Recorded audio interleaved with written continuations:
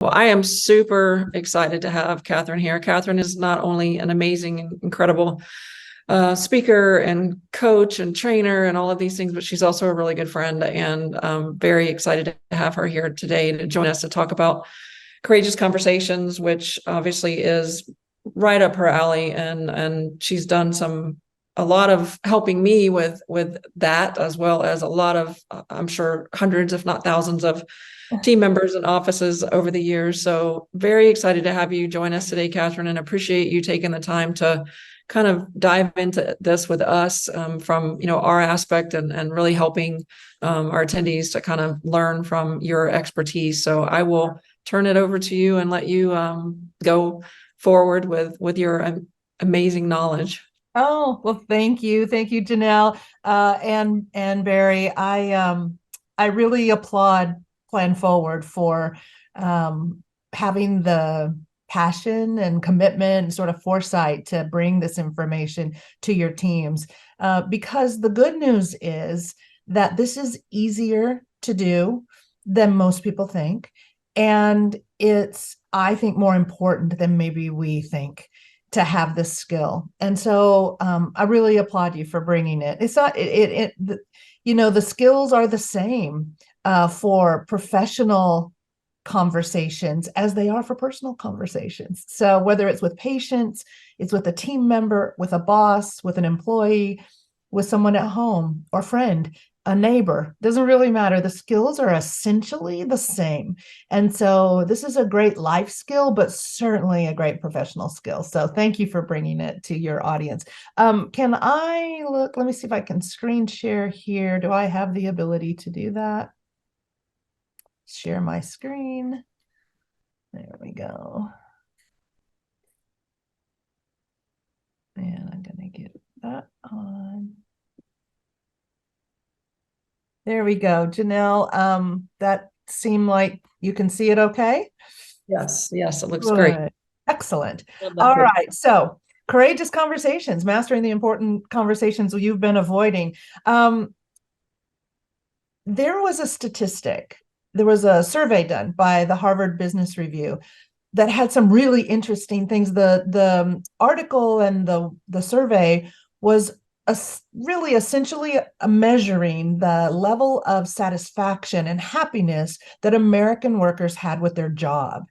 But one of the statistics within that work and within that article that really stood out for me was they found that only 6% of American workers say they love their job.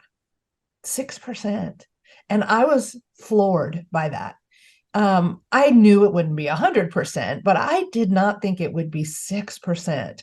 Now, that's not saying that the 94% of us that wouldn't check the box, I love my job, hate our jobs, right? It's not saying that, but it is saying that the vast majority of the people we're working with, the people we're interviewing, the people that are coming on board, the patients that we're dealing with, the coworkers, that 94% of them, let's just say the vast majority, wouldn't check the box. I love my job. The alarm clock goes off and I jump out of bed and I cannot believe I'm lucky enough to get to do this work every day. And so I'm interested in what life and work would look like if we could find a way to flip that statistic on its head and we could have the majority of American workers loving their job. And when I ask people that I can clearly see are not in the 6%, what's the matter? What's the thing that primarily keeps you from loving your job? I often hear some version of the quality of the relationships at work. And that boils down to how we communicate, how our expectations are communicated, how they are, how we achieve those, how we talk about the gap when expectations are not met and things are not going the way we want them to go. And what's interesting is that most people I talk to, and this is the case for me as well, most of us, there are some a few exceptions, but most of us did not learn these skills from parents who taught us a beautiful way to manage conflict or to state what we need in a way that doesn't, alienate the other person, to set a boundary that isn't done in a way that casts judgment on someone else. We often, most of us, did not have good examples of that growing up at home. And most of us didn't take a class in this. So it makes sense that here we all are thrown in together, all of these human beings, that the only way things will happen for us in a professional setting is through communication. And yet none of us, very few of us, have ever had any help in how to manage a tough conversation. And so today, that's, I think, a skill that any professional wanting to be at the top of the list for a promotion, the top of the list for a raise, the top of the list to move their own career in a direction they want to go, or just wants work to be better, wants it to be experienced in a way that you'd check the box, I love my job. So I think that's what today is about. It's about helping us as professionals just get some basic skills on how to do this. So that's the focus for today. So here's what you have to look forward to in our next 50 minutes or so together. We're going to talk about how leaders that communicate well at any level think a little differently and subsequently speak a little differently. And then what that creates is more alignment. Alignment of the team is the goal, but even if what we create is alignment between two people about what our mutual goals are, what our mutual boundaries are, what we need from each other to move forward in a healthy way. Alignment is really what we're after. And then ultimately, when you have an aligned group of people, it creates a positive culture. And that's worth learning some new skills, because that, I believe, is what helps us check the box. We love our job when we know we're going into a place that is supportive, is non-judgmental, that people communicate at a very high mature level, and that we're able to express ourselves in a way that creates a high level of satisfaction. So one of the things I want to say about my company, LionSpeak is a communications coaching company. I spent several decades in practice management. So I was a practice management consultant for several decades in dentistry primarily. And about a decade ago, I decided to narrow my focus to communication skills only. And we do it in 3 different lanes. So one lane is patient-facing communications, telephone skills, which I think we've done a webinar on a few months ago, and treatment presentation, financial conversations, plan forward conversations, those kinds of things.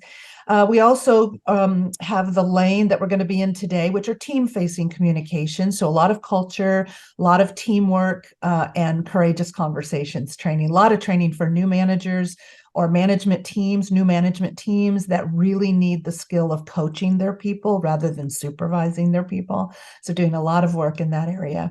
And then our third lane, in case anyone on the call is interested, we describe as audience facing. So we do a lot of train the speaker and train the trainer. But today we'll be in that second lane of team facing. And one of the things that we're proud of and known for across all 3 of those lanes is the fact that we don't teach scripts. We're a communication company that doesn't believe in scripting, because I believe patients, other team members, and audiences know when you are talking to them through a memorized script. I think they know it, and I think it feels inauthentic. And so while it does create consistency, it doesn't create authenticity and connectivity. And so what we teach instead are frameworks, because you get it all.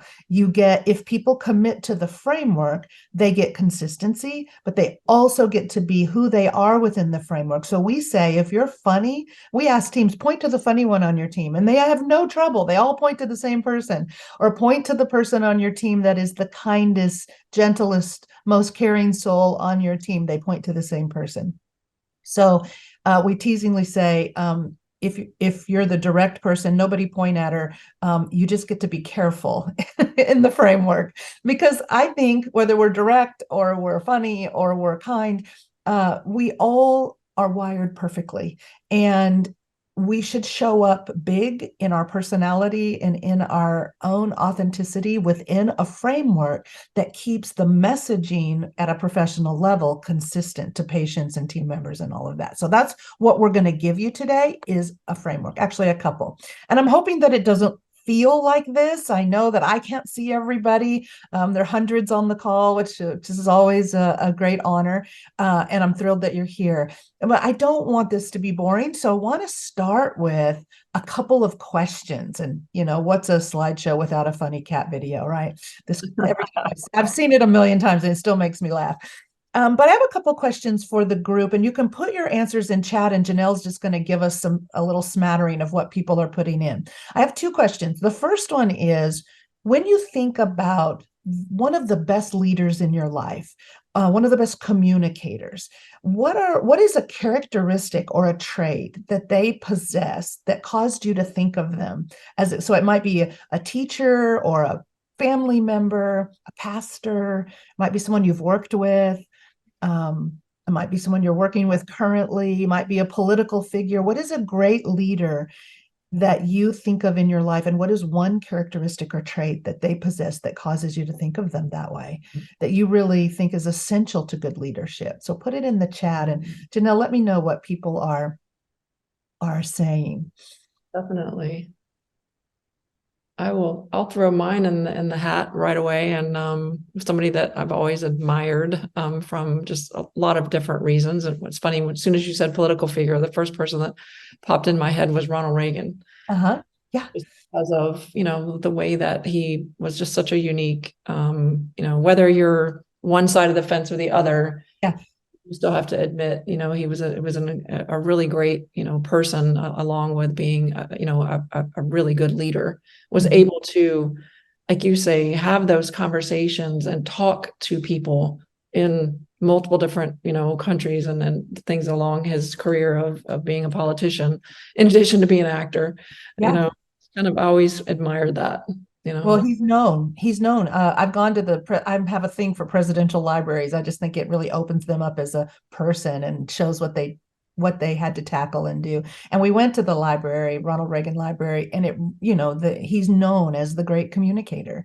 And so communication is definitely a skill for great leadership.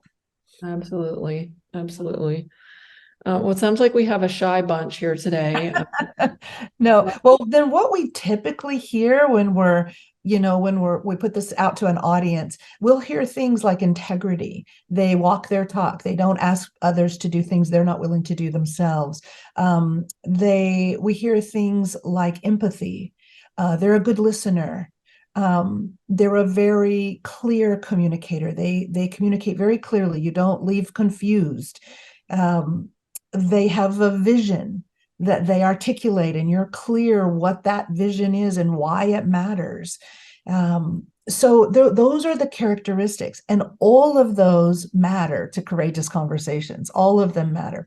My second question, and Janelle, I'll start with you, and then we'll see if anybody jumps in, is what are some of the actions, characteristics, episodes that are happening in the workplace that you observe that break down communication and leadership? What are some of the things that you would love to get an answer for today if you could?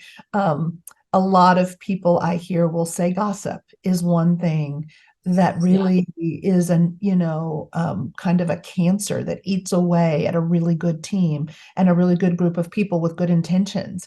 Janelle, what have you seen out there has been destructive? I have 100% agree with the gossip. It tears the culture apart at the seams, for sure. And the other one to me too is, a lot of times, if the leadership in the practice, if it's not clear, like if you have, one day it's, the doctor's making the decisions, and the next day he's like, we'll go talk to the office manager and the doctor. So there's no clear line of communication of who do I talk to, and Yep. what I do, then they're, they're afraid either to go to someone, or, they just say, well, I don't even know who to talk to, so I'm just not going to bother, those kind of things. I've definitely seen, obviously, if you have a team member who's kind of like, I had one specifically that I can think of that was very, it's not my job, Not my kind of job. Right. Yeah. job. So teamwork and clarity of vision and clarity of communication, chain of communication. We deal a lot with that when we teach coaching and meeting structure, so that the meetings are meaningful and people look forward to the meetings, because it actually creates action and creates results, and that the environment is healthy and good, emotionally healthy and safe. And so when we get in there and we teach people how to do that, there's a structure of communication, and it really does matter. So did anyone else have any other comments? On the first question, one of the comments was honesty and transparency. Uh, Yes.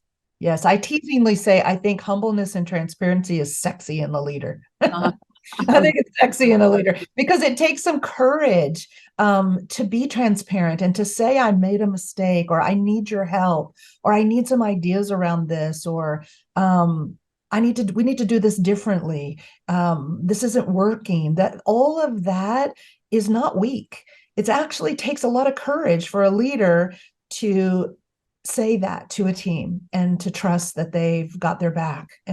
So I think it's a very great skill. Yeah. Yeah. sure. Yeah. Really good. All right. So let's jump in then. Here's some evidence that this is not a soft skill. 85% of American workers say they experience conflict at some level during their workday, or during their work experience, and 30% are experiencing it, they report, constantly. Imagine if 30% of your workforce was constantly thinking about or actively embroiled in a conflict. It equates, they say, to 3 hours on average. The average employee is spending 3 hours a week on average, either thinking about something that's irritating them or frustrating them or has hurt their feelings or whatever that conflict is. 3 hours a week, they're either thinking about it or they're actually involved in the argument, which equates to 2 weeks a year per employee. Per employee. So imagine if you could get back, because if they're thinking about conflict or they're having an argument with someone, or they're shunning them and giving them the cold shoulder, whatever the behavior is and the outcome, if that's what's going on, what's not going on is I'm thinking about how to solve the challenges in the practice. I'm thinking about how to serve my patients better. I'm thinking about how to serve my teammates better. I'm thinking about my career and driving to the goals of the practice. If we're thinking about conflict, we're not thinking about that. And imagine if you could get 2 weeks of productive thought per employee per year back. I think that shows that this has a hard impact on the bottom line. And it's worse for managers. 40 to 50% of managers report, no, I'm sorry, managers report that 40 to 50% of their time is spent solving issues that other people ought to be able to solve for themselves. Someone hurt their feelings, or they're frustrated that someone's not, doing what they think they should be doing, carrying their load, whatever the issue is. We ought to be able to at least have the initial conversation with our coworker, but we don't know how. And because leadership and management has not learned those skills themselves and then taught and expected us to use those skills, we don't. So we bring them to a manager, and we actually think it's their job. It's not my job. I'm not being paid as a manager. It's not my job to get her to do what she's supposed to do. I hear that all the time. And what we know is that isn't the reality. It's not the reality. Actually, a manager's job is to help us meet the practice goals and to coach us into the skills we need to do that. So it's very different when you step into this work. But here's the good news: if trained, when companies bring this training in-house and people learn the simple skills that they need, and they get on board with alignment around the practice culture, 95% report that things got better. including the owners. So I think it's really important to know this is not a soft skill. It will have an impact on your bottom line, no doubt about it. And the gift of this is that it's a personal skill as much as it's a professional skill. The second thing is when conflict comes in and you've reframed it as a gift, not something, because most of us either fight it or we run from it, we avoid it. And I think, again, that's because we don't know how to do it well and we don't have success with it. So one of the things that I want to help everyone on the call today start with is a reframe of what conflict actually means. What we know about relationships, whether they're at work or personally, if a relationship has no conflict, it's actually not growing. It's actually not deepening and moving forward, because people in relationship are individuals. We are bound to have different perspectives, different ideas, come to different conclusions, value different things. And so any relationship that is rich and connected and growing is going to encounter a difference of opinion, a difference of perspective, a difference in values. And so it actually is a good sign that the relationship is in movement, it's in process, it's growing. Where we trip up is when we don't handle it well, then the relationship begins to fall apart. But it's not the lack of conflict we're after. It's not the lack of conflict. It's just the better management of conflict, because conflict itself is actually a good thing. It's actually a good thing. So when you reframe it and you see it, and here's, I think you just have to pick up your phone or turn on the news, turn on the TV. You will see massive examples of how not to handle conflict, how not to handle a difference of perspective. And I'm so saddened by our culture's inability to manage a difference of opinion in a dignified, respectful way. And so I think one of the gifts that conflict gives us as individual dental professionals is we have a chance to master the skills ourselves, to build that muscle ourselves. We have to have the conflict to do that. So the conflict's a gift when it comes marching down the hallway, shaking its finger, going, I want to talk to you today before we go home because I've had it. Normally we would say, oh, crud. No, that's just going to ruin my day. But if we change the frame and we say, okay, good, let's have the conversation because this is good for me. I get to practice some new skills and get better. That will serve me. That'll serve my career. It'll serve me personally. The second reason it's good is I get to show you, if I do this better, I get to show you that there is a good way for us to have this conversation, a productive way for us to do it. And thirdly, we get to show the world. We get to show our children. We get to show our neighbors. We get to show society that no, there is a way for us to have a difference of opinion in a dignified, non-judgmental, respectful way. And I think that's worth the work. So here we go. Let's roll up our sleeves. So this is our moment. This is our moment to say, for me personally, I'm going to take a stand. I'm going to take a stand to learn to do this better and to show the people in my sphere of influence that we can do better than what we see on the news and what we see on the streets, what we see in other families, and what we see in other work teams. We're going to do better, and we can. So, all right. So what does it take? Well, it takes a culture of alignment, engagement, growth through coaching on these skills and any skill really, and positivity and support. And that's what getting better at courageous conversations will help you do. Definitely. So it breaks down into three things: mindset, skill set, and a tool set.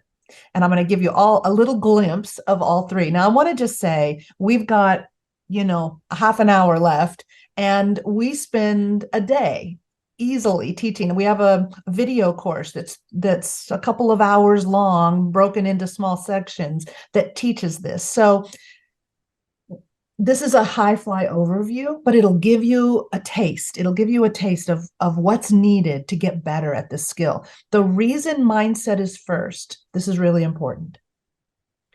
The reason mindset is first is because if I gave you the skill set, if I gave you the framework for the actual conversation, which I'm going to do, but if I gave it to you first, but you spoke from an emotional platform or an emotional mindset of fear or anger or high levels of frustration or pessimism or any negative emotion, if you use the framework on that emotional platform, it won't work. And you'd be tempted to say, well, Catherine's framework doesn't work. Blame the framework. But I contend that if you use this simple framework on a positive mindset, on optimism that things can and will get better, on coming from love, coming from generosity, coming from empathy, coming from a desire to be a good influence in your sphere of influence, then the framework works every time. So the mindset is first, and it's going to feel a little like a personal growth seminar, but it's absolutely essential before you open your mouth. The space between the ears and down here in your heart is stable and strong and helpful for the actual words to come out. So let's take a look at it. So the mindset of a courageous leader and communicator, I think, breaks down into you can think of three things that will help you. So if you're feeling fearful, if I have this conversation with this employee, they're probably going to quit, and I'll be 6 months to find a replacement, so I don't dare have the conversation. That's fear. That's fear. And it will absolutely cloud and impact the conversation itself.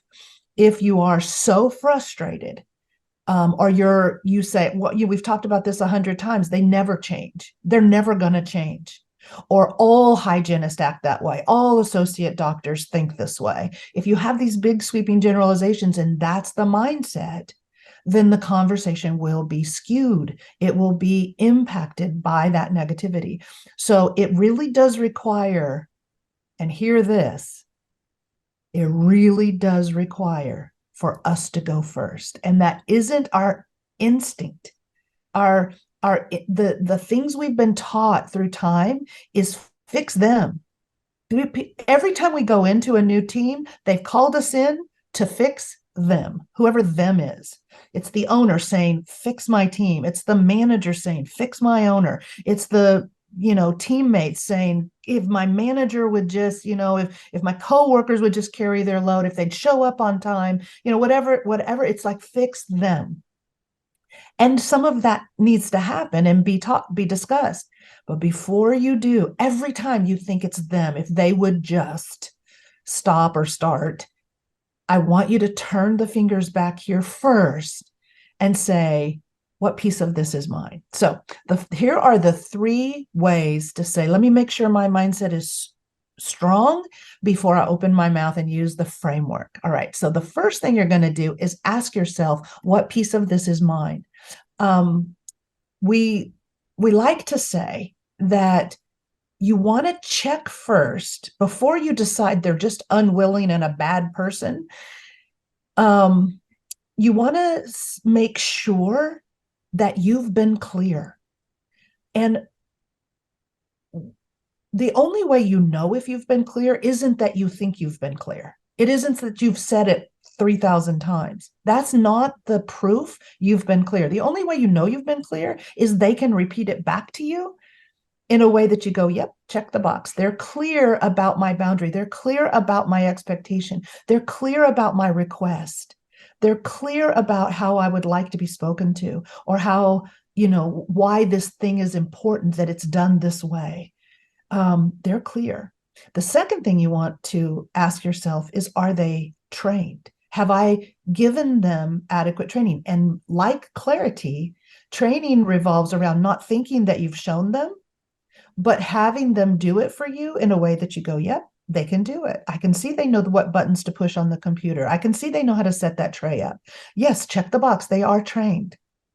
If those are all both get checks, the third thing is, are they capable? Do they have the IQ to do this job? Do they have the physical capability to do this job? In other words, do we have the right butt in the right seat? Do I have the right person in the right seat for the job? And that's somewhat subjective. And then the fourth thing is, are they willing? And often willingness or a lack of willingness revolves around they don't agree it's the right way. And so that's really rich for discussion. But asking yourself those first three questions will have you say, what have I not been clear about? Maybe I thought I was, but have I really been clear? Have I tested it? What's my piece? Because in a minute, you're going to see, I'm going to want you to say, it occurred to me, I want to talk to you about X. And I want to start out by apologizing because it occurred to me that while I think I have been clear about this expectation or about this system or about this thing, it occurred to me that maybe I think I am, but I actually haven't been. And so would you be willing to start with making sure that we're on the same page about the expectation, making sure that our clarity is aligned? You can't do that if you haven't given some thought to it. So give some thought to what piece of this might be mine. The second thing is challenge your BS. And that stands for my belief system around this person or around the circumstance, but it's actually not that different than what you thought that meant. It's meaning it is BS. Like we make things up about people. We make assumptions. We create these beliefs based on our own filter. And it doesn't mean they're true. It just means it's true for us. But it doesn't mean it's the truth. It's just a truth. Like if we've worked with, two hygienists and they acted like prima donnas and wouldn't dare take out and help anybody else, then we say all hygienists are this way. I hear these things. I hear people say all hygienists are prima donnas with these sweeping generalizations.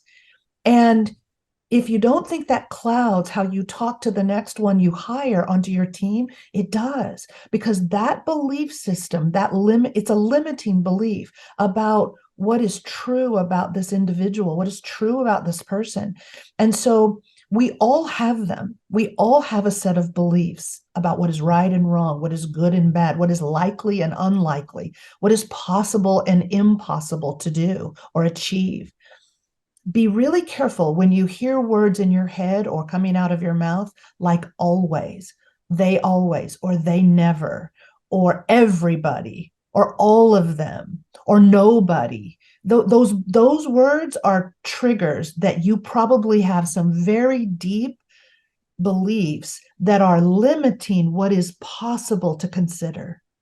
So you notice this doesn't say change your beliefs. It says challenge your beliefs. Really great communicators and leaders are in the habit of saying, what do I believe about this person, about this circumstance, about the possibilities here? And how about I poke some holes in that just to test it? So how do you poke holes in your belief? You ask yourself some really good questions. And might I say here, if you think you already have the answer to a question, you stop asking the question. So open it up. Is that the only way that this story could go? Is there any evidence to show that maybe this isn't true for this individual? Is there anyone else who communicates differently with this individual, and what are they doing? Is there anyone else who's been successful with this in the past, and how might I talk to them for some new ideas? Is there a resource I haven't tapped into? Is this the only way this story could go, or the only way this story could end? Is there something we haven't considered? Is there a skill I have yet to learn? That's poking holes in your belief, and that's on us. That's on us. And the third thing is operating from something I call the flow. And the flow is just an emotional guidance system. So the flow, when you're in the flow, you are speaking and making decisions from a positive mindset, from a stable, positive mindset. Excuse me, I have such allergies today. I'm not sure why. Sorry. And I always have people imagine the flow of a river. And in that flow is, where we feel good, we feel stable, we feel content, we feel generous, we feel forgiving, we feel empathic, we feel loving, we feel strong and confident and capable and optimistic, all good emotion. That's the flow. But if you think about some muddy banks on the side of the flow, the muddy banks are the opposite. That is where we feel also real emotion and valid emotion, but in the negative context. So this is where we feel pessimistic about the outcome. This is where we, this is where we think, look, we've had this conversation 100 times. This person isn't interested in making any positive change. That's pessimism. And so when we think about when we feel negative, fear, anger, frustration, all of those, or, we feel lack, we feel like there's not enough to go around. So we better hold on to what we have. That's the mud. So here's why this is useful, because I'm getting ready to give you the framework for having a courageous conversation. But if you have it from the mud, wouldn't you agree, if I have it from fear and negativity, that conversation will be different than if I first recognized I was in the mud, I was standing and speaking from some negative emotional platform, and I could get myself into the flow first before I had the conversation, that it would go those two conversations would be different. If I'm speaking from fear, I'm afraid that if I have this conversation, this person's going to burst into tears and quit. If I can get myself to a place where I say, that's certainly a possibility. Isn't it also a possibility? This is how these all filter together. Now I'm going to poke some holes in my belief. Isn't it also a possibility that if I came at this differently, I might get a different result? I might be able to get both positive change in the behavior I'm after, and have her stay or him stay, and become a better employee than they've ever been. So that's the shift. We've got to get over here to, or I might say, and even if they did quit, how much longer am I willing to go and hold on to this dissatisfaction and treat them accordingly to my disappointment? How much longer am I willing to stay there than to face this fear of losing them, right? So we need to take an honest look at the emotion from which we're speaking. So that's my suggestion here, is do the inner work first. And this can happen. I practice this because life gives me opportunities every day. I practice this daily. It's gotten easier and super quick for me. Like my whole day, I always start in the flow. I have a morning routine and I start in the flow, and then I go out. I'm going to go out today and travel home through airports and Ubers and traffic, and things will put me in the mud today for sure. And so my game every day is, how quickly can I get back in the flow, speak to people from there, make decisions from there, manage my life from there. I don't, I vacillate back and forth. All right, so let's get you to the framework. So I want you to take a deep breath. Now we've managed our mindset. We've been responsible for our state. And now we're going to speak into the change that we need to see from someone else. Or someone has brought the conflict to us. Someone has said, I want to talk to you today because I'm not happy with you. I'm not happy with how you treated me in that meeting. And it upset me. And I want to talk to you about it. That's conflict coming to us. Either way, it's our job to manage this. It's our job to manage our state as we enter into that conversation, whether we're bringing it to someone or they're bringing it to us. All right, so take a breath. We're going to shift now into opening our mouth. All right, so here's the skill set from shifting from the mindset. 2 things communicators must achieve to have success. And this is at the most basic core level. If you're a good communicator to your children, to your spouse, to your friends, from the stage, as a speaker, as a manager, as a top-notch professional in your industry, to patients, it doesn't matter who you're speaking to. If you create confusion at the end of your conversation, you failed. Because you've heard it said a million times, the confused mind says no. The brain in the other person or other people does not want to work very hard. And if we make it hard to figure out what is she actually saying, what does she need from me, what does she want from me, what does she want me to do, what is my next step? If that's complicated and confusing, they take no action.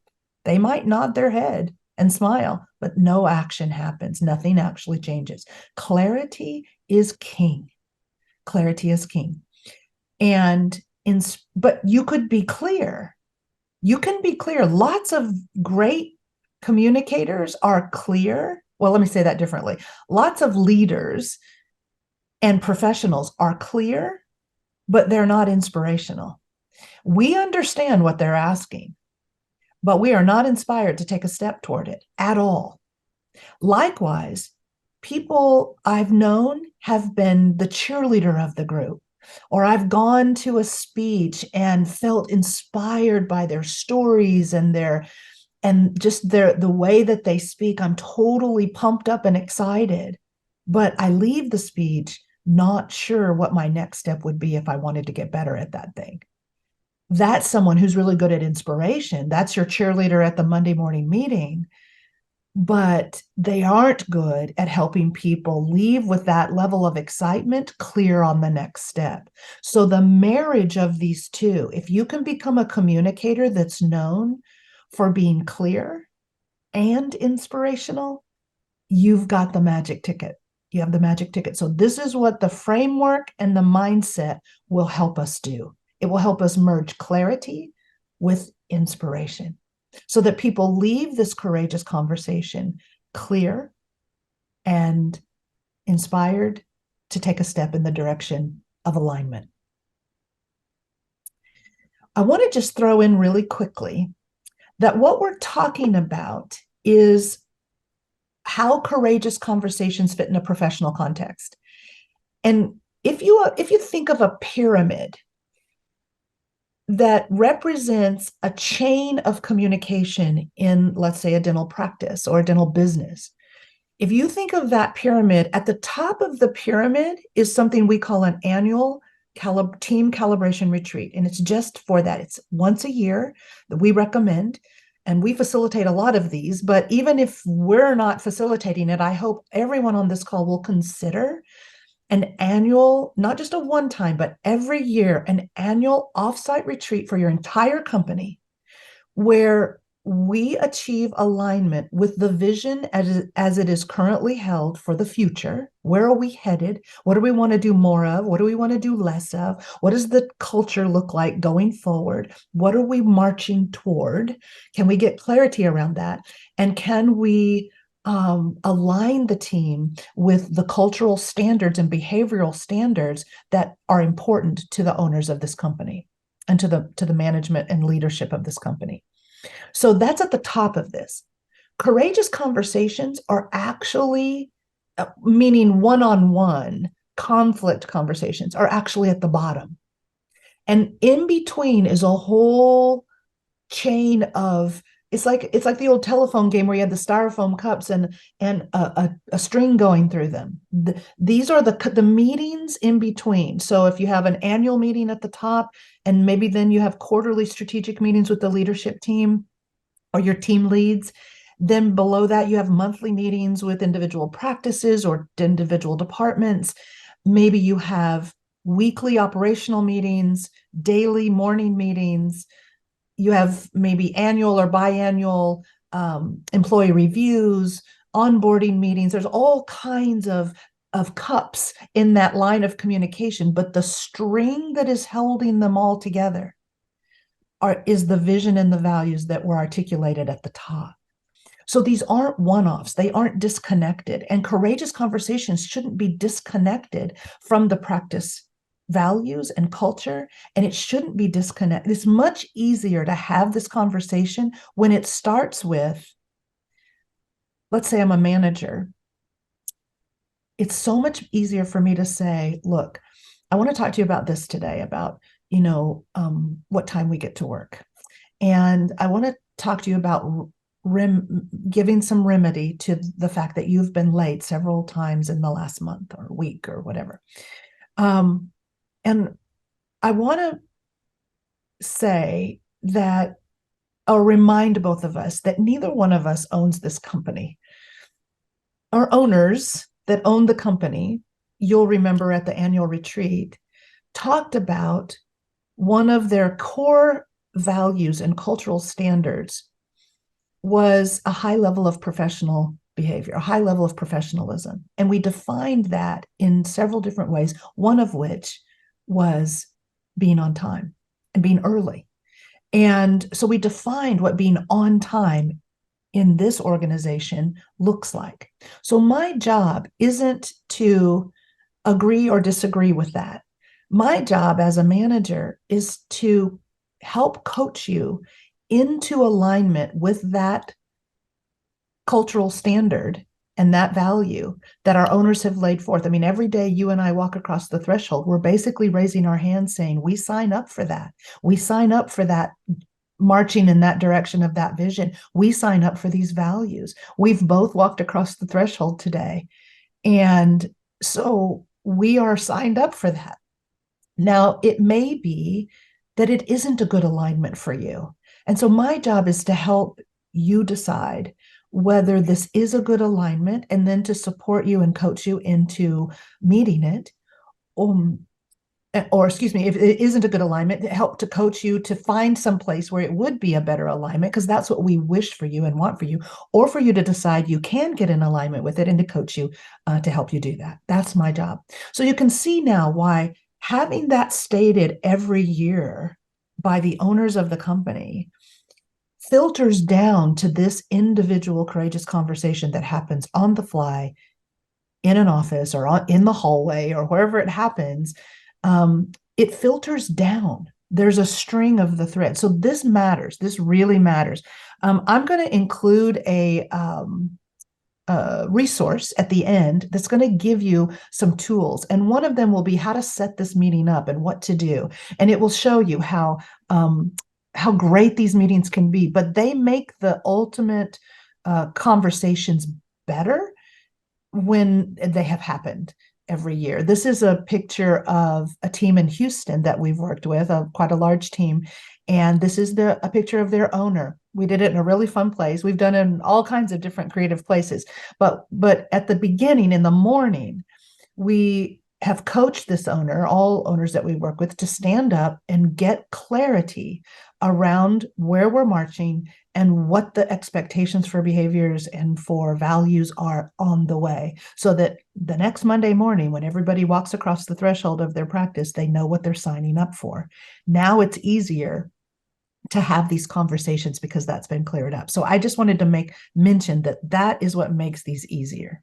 All right, so now let's look at the framework. A couple things that do matter, and I'm just going to briefly mention them here, is just that immediate emotional self-scan that we talked about earlier, but also do think about your environment. Sometimes when someone brings you conflict, it's not the right time and place.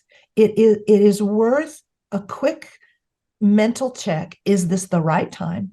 Is it the right place, environment? Because what you want is to be able, if you can, sometimes we cannot control it, but to the degree we can control it, you want to be seated, or at least both. You want to be at eye level as much as possible, whether that's standing or seated. Seated is my preference, but eye level is what you're after. Not having one, you don't want someone marching in your office saying, I want to talk to you. First thing I'm going to say is, have a seat. And if they say I'm too mad to sit down, I'm going to stand up, because I want that eye level connectivity. I want to be as relaxed as possible and breathe into this. This is good. This is what I asked for to grow this skill. I need these conversations, and I'm going to breathe and relax into this. I'm going to focus on building my skills, and I'm going to smile, not a cheesy smile, but I'm going to relax my face. I'm going to relax into this, and I'm going to show them I welcome the conversation. I welcome it. All right. 2 rules of engagement before I give you the framework. 1 rule is no talking backwards. People want to say, well, I didn't do that, or I did do that. And it's easy for us to say, well, actually, you didn't. Or actually, yes, you were late, or whatever. And we end up in this spin cycle of, no, I didn't. Yes, you did. No, I didn't. Yes, you did. So they might not know the rules, but we'll know it for them. We are not going to talk backwards. We are going to redirect them to the future. We're going to say, Okay. Well, looking forward, could we talk about creating a future where we're both as confident as you seem to be about that? Because I'm not as confident about that, but I didn't do it. Okay. All right. So looking forward, starting tomorrow, how can we look at a way to create a checklist or to create an agreement around how we could both feel more confident? And you just redirect to the future because there is no winning this. And if you have a teenager, you know what I'm talking about. The second one is listen first, talk second. Here's what I mean. In listening first and talking second, if you sit down, you'll have to set, if you're bringing it, you'll have to set the context. I want to talk to you about what time you're getting to work. The temptation is to say, work starts at this time. Let me clear that up. Here's the agreement. Here's what we need. Here's my request. But I'm going to ask you to hit the pause button. I'm going to ask you to say, here's what I want to talk to you about. I have a request, or I have a discussion I want to have, or I have some ideas about how to solve this. But first, I'd like to know how you think it's going. How do you think it's going in terms of when you get here to work every morning and when you attend the meeting? Or how do you think it's going in terms of the tray setup in the back? Or how do you think it's going when we wrap up the end of the day and our end of the day checklist and things getting turned off and properly secured? How do you think it's going? What they say will reveal the gap that you have to close. If they say, I'm really glad that you asked me in for this conversation because I don't think I was expecting this conversation. I knew it was about this because I agree it's not going well. And I know that I'm a big part of that. And I know I need to change. And I've actually been thinking about ways I could do it. And I'm anxious to have that conversation and for it to get better. Our gap is really small. But if they say, I have no idea what you're talking about, I'm on time for work every day, my gap is really big.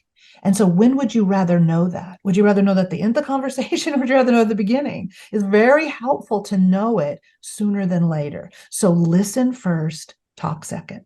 All right, let's quickly look at the framework. I always amazed at how fast time goes. So my framework for the conversation is called ARCH. And I love that because it's like a bridge.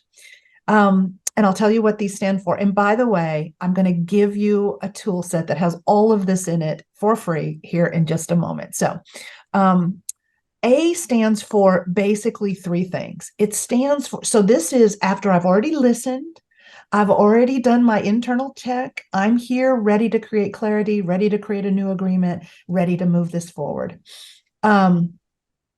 Now it's my turn to talk because I've already listened. So I want to start with affirming something good about them. But I want to caution you here.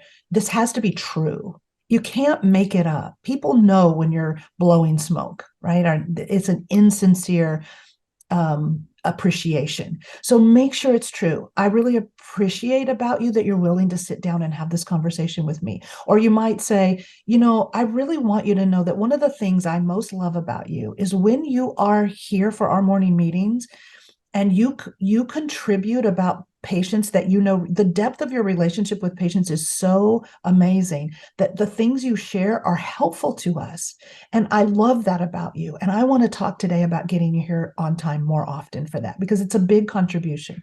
So this is conversational, but it's a thought about how can I let them know that I don't think everything is not working. I just think one thing's not working. But there's lots that I appreciate about you. And if it can be closely related to the topic, that's even better. You also want to find agreement. So it might be something like, would you agree, or would it be fair to say that when everyone's here on time for work and we start those meetings on time, that our day goes better? It tends to go better. We tend to get our lunch on time. We tend to get out on time, and we tend to run smoother. Would you agree with that? When we start and everybody's there on time. Now, the normal reasonable person is going to say, of course. They might give you a little attitude, but they're going to say, of course. And I'm going to say, good, because I agree with that as well. And I'd like to talk about how we can make that happen more often. And then I connect my next sentence with the word and instead of but. So we don't want to say, gosh, you're so great at this. And don't we both agree that it's better when it all works well? But you've got to be more on time, right? You want to say and says both are true. That was true. And it is also true that you need to be on time. R stands for resolution or request. So you're either going to negotiate and explore ideas to resolve it, new ideas, a new way, revisiting an old way, however that is, or you have a request. I need you here at this time. I need you to follow this checklist. I need you to set the trays up according to our standard. Whatever that is, it's a request. And that's where we regain clarity around the system or around the expectation. You want to make sure that you're very clear what is negotiable and what is not negotiable. It isn't what time we start work is likely not negotiable. But there have been many examples. I don't have time today, but there have been many examples of how we have helped people be at a meeting, sometimes virtually, and still essentially be on time for the meeting. But what was not negotiable was the timing. What was negotiable was the method, was the way. So be very clear in your mind what is non-negotiable and negotiable. Also, this is where you're going to generate it. So you're going to have an idea, they're going to have an idea, or you're going to have to go out for a third-party idea sometimes. And also help people to focus on what do you want. If they're bringing it to you, I'm tired of the way she talks to me. I want her to talk to me differently. And she'll have no problem telling you what she doesn't want, but she'll have a little more trouble and will need your coaching on what does she want? What do you want? What does it sound like when you feel good about the communication? So help people to focus on what they do want. It's quite different. C stands for clarify. So when you reach a new resolution, you reach a new agreement here, or you restabilize an old agreement, it's really tempting to be done. You think, yay, we did it, we're done. And I would beg you to not assume that everybody heard the same thing and to clarify what the commitments were. And that includes the thinking that everything's a test, let's test this and come back, which means we're going to have a specific follow-up. So don't say, let's check in a week. Pick the date, pick the time, put it on the calendar. It's got to be specific. And then leave them with hope. Be sure that you're leaving them with optimism and gratitude for the conversation. I'm grateful for the conversation. I'm grateful you were willing to get in this with me, and I'm optimistic about what we've come up with. So that is the simple formula. Thank God it's simple. In conflict, we need it to be simple. Now, I promised you a tool set, and here's what I'm going to give you. I'm going to give you this sheet that, as you can see, has a little self-check. We didn't have time to go over this today, but it's very similar to the mindset shift. It has that on the left. On the right, it has the ARCH formula, and down at the bottom, it has the 2 rules of engagement. I hope you print this off, you put it up in your team room, you put it into your team meetings to talk about, you work with your team on these skills. I hope you put it up at your bulletin board at home. You talk to your children about it when they have trouble at school. This is a way for us to positively impact conversations in the world. And how you get that and a whole lot of other resources around courageous conversation. I have articles in there. I have a list of the 4 reasons why people don't do what we want them to do. I have a list of powerful questions to ask yourself. It's a whole toolkit on communicating better.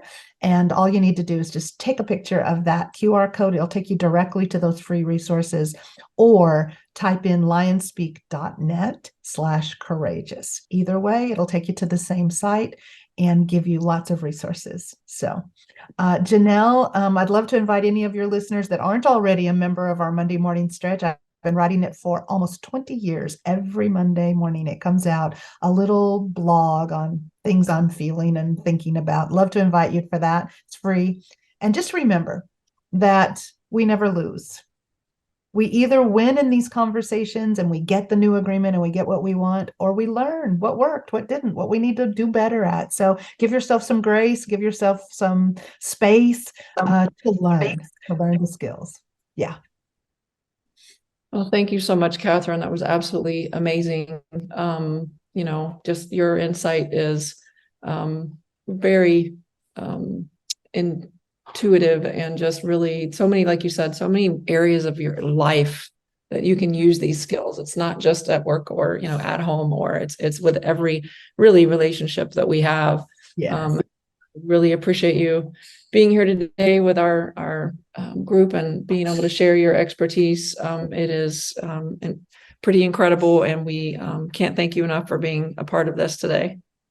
Good. And I'm happy to, Janelle, if they reach out to you or reach out to lionspeak.net, you can do info@lionspeak.net. If you missed the QR code or you need it, I'm happy to share it. Just shoot us an email and we'll send that link right over to you. Thank you again, Catherine. And if anyone has any questions or needs any follow-up, definitely reach out to us, reach out to Catherine. We are always happy to help.